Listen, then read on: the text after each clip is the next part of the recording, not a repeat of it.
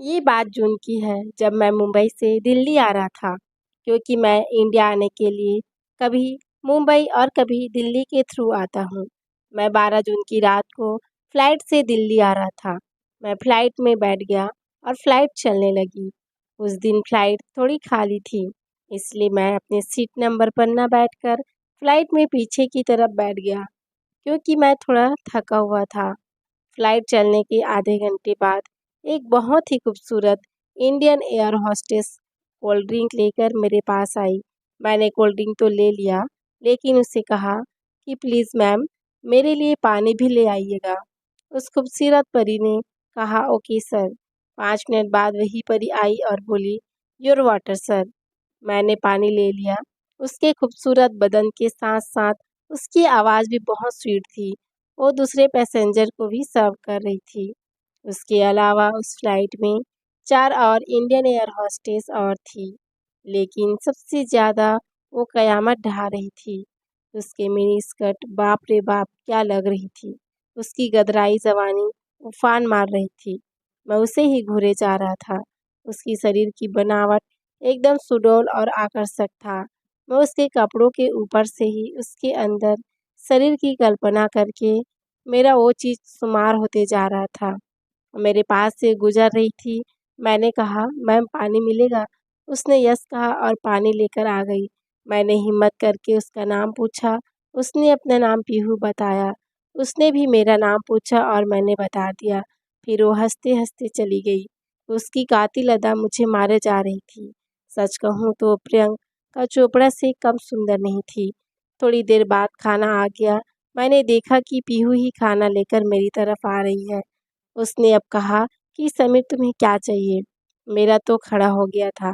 मेरे मुंह से अचानक निकल गया कि मुझे आप चाहिए। शायद उसने मेरे उसको पैंट के ऊपर से ही देख लिया था। वो हंसते हुए बोली खाने में क्या चाहिए? मैंने कहा वेज दे दो।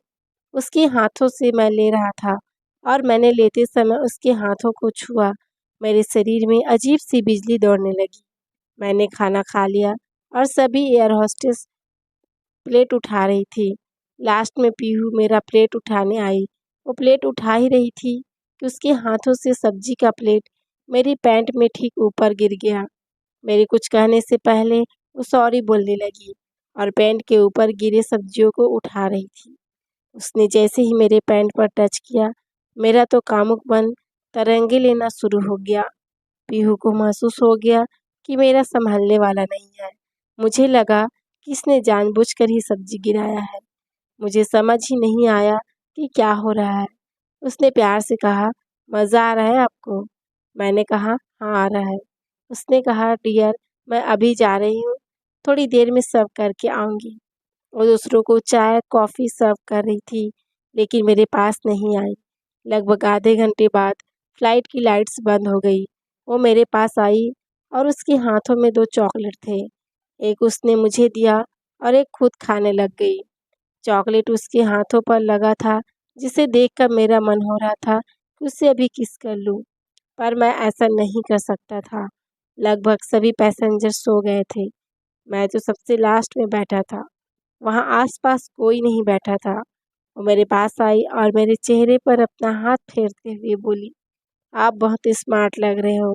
मैं जोश में आ रहा था। मैंने भी उसकी हाथों को अपने हाथों में लिया और कहा आप भी भला की खूबसूरत हो। मैं तो आपका दीवाना हो गया हूँ। मन कर रहा है आपको अभी यहीं कर दूँ। वो मेरे पास कुर्सी पर मुझसे सट कर बैठ गई। एक दूसरे से हम दोनों ने खूब सारी बातें की और बहुत करीब आने लगे। फिर उसने कहा उठो और मेरे साथ बाथरूम चलो, क्योंकि अब फ्लाइट का लैंड करने का समय आने वाला है। हम लोग बाथरूम चले गए।